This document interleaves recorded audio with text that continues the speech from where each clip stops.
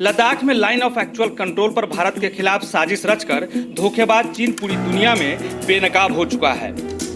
चालबाज चीन लगातार भारत की जमीन पर अतिक्रमण करने की नापाक हरकतें कर रहा है, लेकिन ऐसा करना उसे अब भारी पड़ने लगा है।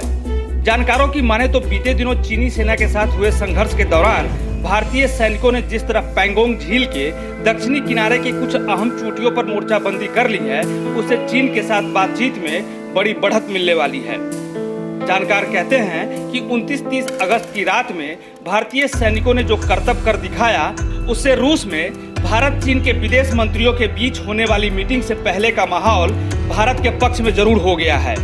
भारत ने भी अपने संदेशों में चीन को साफ कर दिया है कि पैंगोंग झील के दक्षिणी छोर पर तैनात भारतीय सैनिकों को हटाने के लिए चीन को या तो ताकत का इस्तेमाल करना होगा या फिर तनाव खत्म करने की दिशा में गंभीर प्रयास करने होंगे।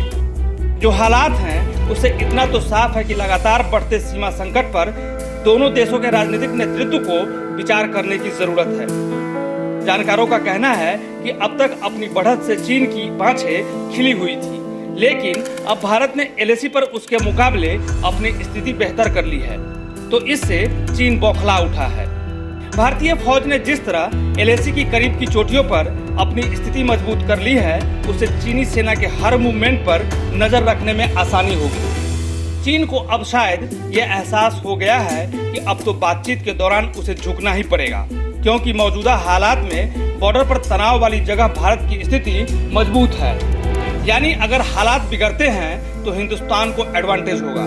यही वजह है कि बातचीत की टेबल पर भी भारत सख्त रुख अख्तियार कर रहा है और अपनी बात पर अड़ा हुआ है।